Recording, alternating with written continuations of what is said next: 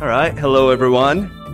I'm Vincent Ialenti. I'm actually a social scientist, anthropologist by training, who works at the U.S. Department of Energy.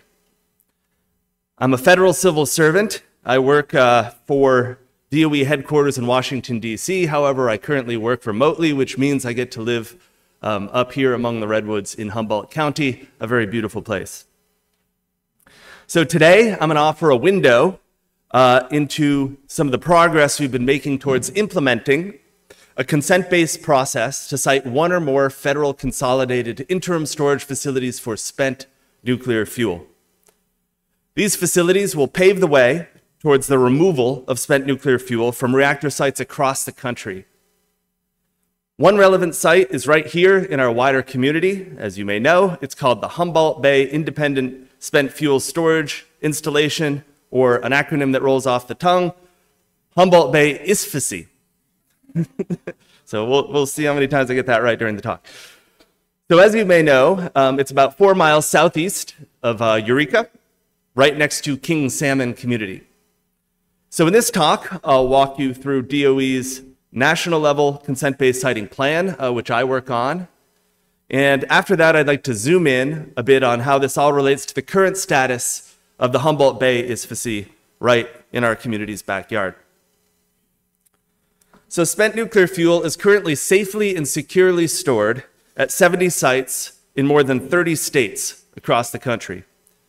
However, the communities that currently have it never consented or agreed to host this waste for the long term. Roughly a quarter of these sites no longer have a reactor in operation there, meaning that the land is not going to potentially the best use it could be going to. So Humboldt Bay ISFSI is a commercial spent nuclear fuel dry storage site, and it's at the site of a shut down commercial nuclear reactor. To take action, DOE is currently working toward a nationwide integrated waste management system. And this will include one or more federal consolidated interim storage facilities for spent nuclear fuel. It'll include the transportation infrastructure that we need to move spent nuclear fuel and high-level nuclear waste, and a pathway to permanent disposal.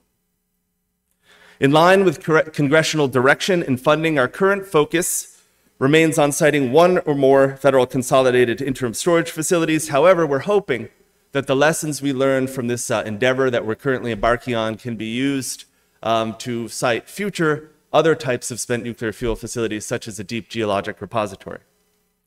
However, I should flag that DOE is currently not authorized by Congress or funded to implement a deep geologic repository at present, though that could change in the future.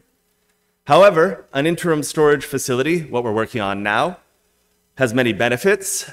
It'll remove waste from the 70 host sites that I mentioned before that did not consent to having it for the long term. It'll promote new jobs and economic opportunities for communities that accept the waste. And it'll begin reducing the liability to U.S. taxpayers. And that's a really interesting situation. The federal government actually failed to meet its statutory and contractual deadline to begin accepting spent nuclear fuel by 1998. So the financial liability associated with failing to meet this obligation has reached $10 billion already. It's projected to accumulate by about $1 billion a year. So I've seen projections where the number gets up to 30 billion, et cetera. So we really need to sort of take title to this waste, to this spent nuclear fuel, take action and remove it from the 70 communities and consolidate it somewhere else to work on this liability issue. So to chart the path forward, DOE is committed to using a consent-based siting process. This is a process that is community-centered, it enables broad participation, and it centers equity and environmental justice.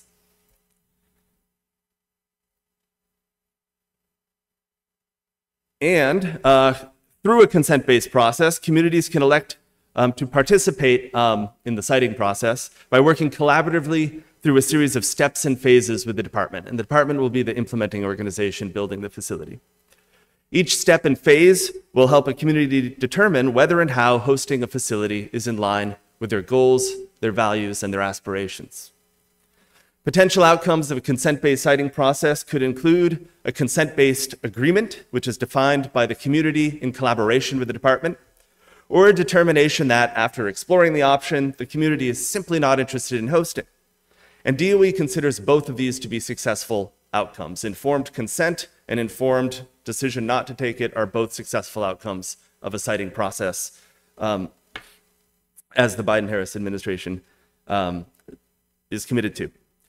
So collaborative, phased, adaptive siting approaches are the standard in countries that have seen progress with siting spent nuclear fuel facilities. And for some case studies, I suggest looking towards Canada, towards Finland, and towards Sweden. So facility siting is a fundamentally socio-technical challenge. To move forward with consent-based siting, DOE has actually hired 3 social scientists to work at the federal level. We hired a human geographer, we hired an experimental psychologist, and we hired a cultural anthropologist. That's me. So I have a PhD in anthropology from Cornell University, and I previously, prior to my federal service, was MacArthur Assistant Research Professor at George Washington University's Elliott School of International Affairs. And I'm sort of a quirky sort of anthropologist. My specialization is studying the culture of nuclear waste organizations. So for years, I've researched how nuclear experts think, how nuclear organizations operate, and how they interface with different publics across the country. So when the job to actually implement some of the things I've been saying in my anthropological writings came up at the government, I almost couldn't believe the call for a nuclear waste social scientist. And I could only think of a few people who could possibly fit the bill, and 2 of us got the job. So, and here I am. So my social scientist colleagues and I serve as federal managers for social research that's conducted by our supporting national laboratories. I work with about 5 national laboratories managing the research. And our research includes national and regional opinion surveys, community-level stakeholder interviews, focus groups with communities that currently host spent nuclear fuel to see their perceptions and attitudes and visions of the future, partnerships with minority-serving institutions to help develop citizen science efforts, inquiries into community input into facility design, and there are, of course, limits to that.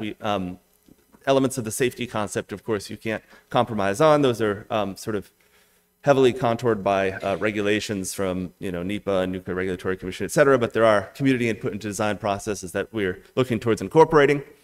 And we do geospatial analyses of environmental justice considerations across different regions. So where are we now? Well, last April, DOE released its revised consent-based siting process. This provides a roadmap of the process DOE plans to follow as it moves forward with consent-based siting. It reflects feedback from tribal, state, local governments, stakeholders, communities, and the public. And it charts out the future across 3 broad stages. First, planning and capacity building. Second, site screening and assessment. And third, negotiation and implementation. I should add here that participation in each stage of the consent-based siting process is totally voluntary. There's an opt-out.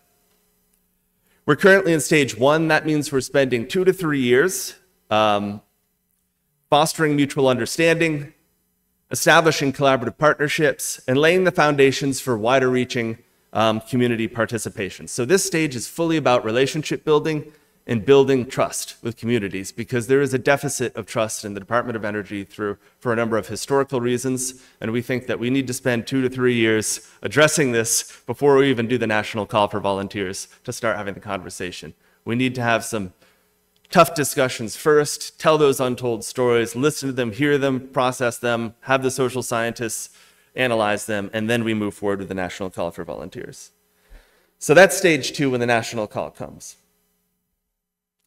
So once we have that, we'll have screening and assessment in sites and collaborations with communities answering the call.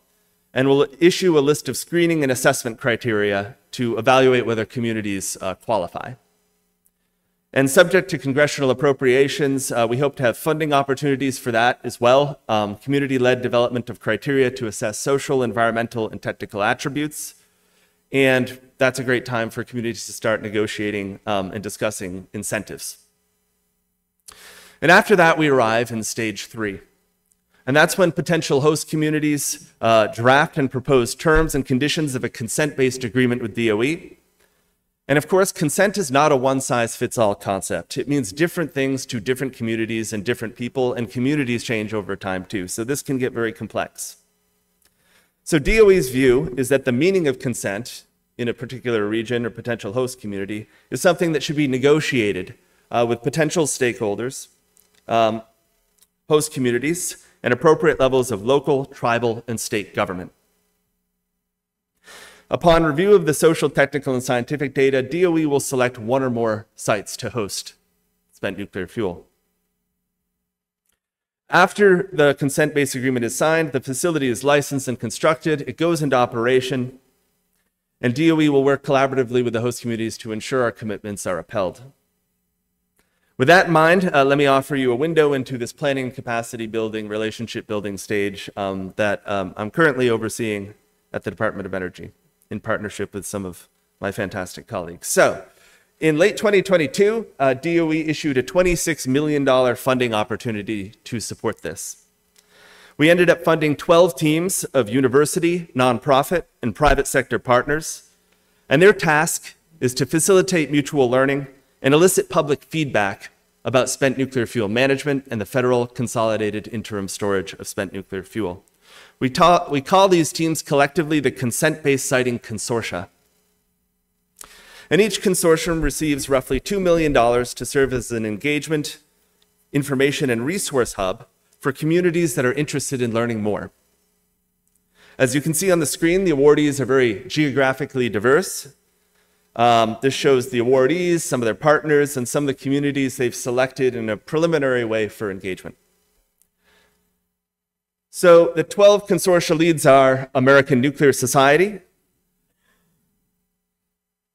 Arizona State University, Boise State University, Clemson University, Energy Communities Alliance, the Good Energy Collective, Holtec International, that's our one private sector partner, Keystone Policy Center, Missouri University of Science and Technology, North Carolina State University, Rensselaer Polytechnic Institute, and Vanderbilt University. I should add that each of these 12 project teams also have have sub-partner organizations involved with their work. For instance, NC State partners with the Tribal Consent-Based Coalition, which is centered around the Diablo Canyon nuclear power plant in San Luis Obispo. They also partner with the Northern Chumash nonprofit, also from California, as an example. And DOE expects this map to change as they continue to engage over the 2-year period of performance for their award. So the consortia are hard at work. They're out there, they're hosting community and stakeholder events, they're creating and distributing information resources, they're issuing sub-grant opportunities to communities. We have 3 of them already from Clemson, Boise State, and Energy Communities Alliance. And they're engaging with state, tribal, and local governments to have these difficult conversations. And this map, this slide, shows a few examples of what they've been up to. We've had listening sessions, a great one in Raleigh, North Carolina, the seed grants I mentioned, community visioning exercises, and more. And if you want more information on this, you can check out our website at energy.gov/consent-based siting. You can watch some of our webinars and listening sessions and virtual open house events. We have videos, etc. And also, if you want to reach out to any of the members of the consortia, that's totally great too. You don't, even if there's, they're partnering with all sorts of communities that have no inclination to host a facility in the future. They just want to learn more about the process and talk about things with DOE. So feel free to reach out to them as well. So I just gave an overview of how DOE is working on a national level towards finding a site for a federal consolidated interim storage facility or more, or multiple sites, hopefully. Now I'll zoom in from the national level to the local level, the community where I live. I'll talk a bit about what this means for Humboldt Bay and the ISFSI here. The challenging point here that I have to convey and emphasize is that DOE cannot remove the waste, the spent nuclear fuel, from Humboldt Bay until it first has a place to go. That's the key thing we're up against. So we're working on a path forward within the congressional authorization, funding, and legal parameters we currently find ourselves with.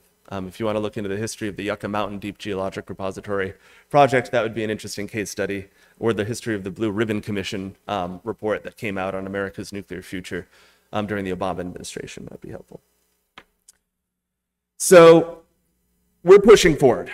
But it's a multi-year process with multi-year stages. So with that in mind, here's a little context. As I mentioned, used to be home right next to King Salmon to a 65 megawatt electric boiling water reactor that operated from 1963 to 1976. It was shut down for annual refueling and to conduct seismic modifications. And in 1983, it was determined it wouldn't be cost effective to restart the generating station.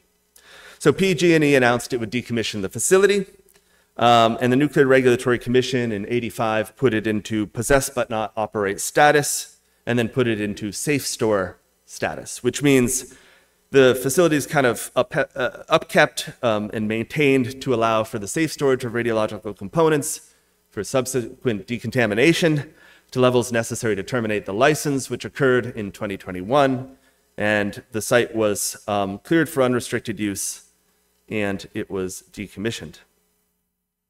2005, the Nuclear Regulatory Commission issued the license for the Humboldt Bay ISFSI. And in 2008, the transfer of spent nuclear fuel from the cooling pool to the casks, where it's currently in the ISFSI, was completed.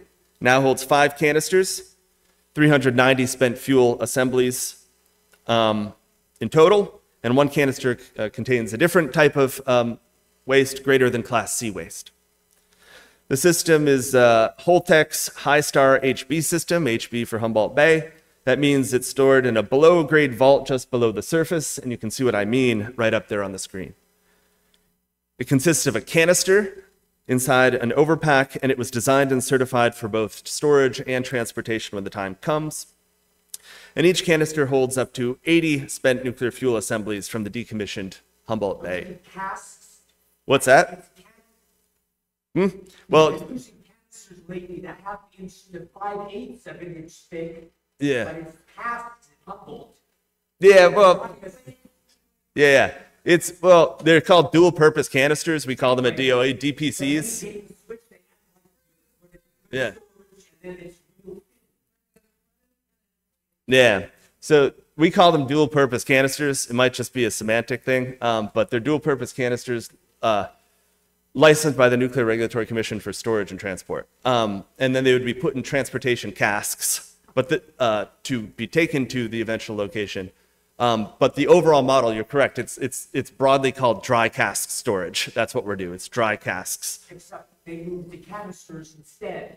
Yeah. All right. Well, thank you.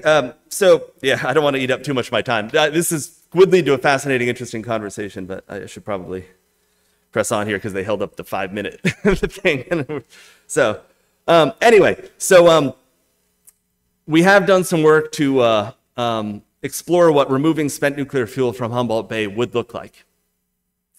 Fortunately, this country does have a great record of moving spent nuclear fuel by road, rail, and barge. We've actually made 2,500 shipments of spent nuclear fuel across the country in the past 55 years and have had 0 radiological incidents in the process. And to bring this to the local level, we actually came out with a report. And it is the Nuclear Power Plant Infrastructure Evaluations for the Removal of Spent Fuel. And it provides evaluations of 19 power plants across the country and decommissioned sites to talk about what it would look like to remove the spent fuel from those backyards. So Humboldt Bay ISFSI is one of the 19. And a key thing here is Humboldt Bay site hasn't been served by rail since 1998, when the Federal Railroad Administration issued an emergency order that closed a segment of the Northern Pacific Railroad that went to Arcata. And it's also currently has no on-site barge access at the Humboldt Bay ISFSI. That said, there are potential paths toward removing the spent nuclear fuel when the time comes. Heavy haul trucks could take the spent fuel to access points of a railroad. that can accommodate the transportation casks indeed. And the nearest one of those is actually in Redding, California. So it would be heavy haul trucks going on the 101 and state route 299 in order to get to the rail access point when the time comes. There are other possible highway to rail access locations as well, but they're about 160 to 260 miles away. And that's another pathway to removal that's discussed in the report. There's a scenario in which heavy haul trucks could move the transportation casks from Humboldt Bay Symposium to a nearby barge facility. And there's some precedent for that because in 2010, barges were used to move 10 Wärtsilä engines weighing 680,000 pounds each and 10 generators weighing 165,000 pounds each to the Fields Landing terminal south of King Salmon, which I went to quite recently. So these scenarios, again, are very hypothetical. We want to get the planning done. We want to have a basic plan, see what's possible for when the time comes to move. But I have to mention again that this is quite a ways down the line because we have to do a multi-stage consent-based siting process before we can get there because the spent fuel currently has no place to go. So to conclude, DOE is currently putting together planning information necessary for removing spent fuel from many of the 70 sites that currently have it.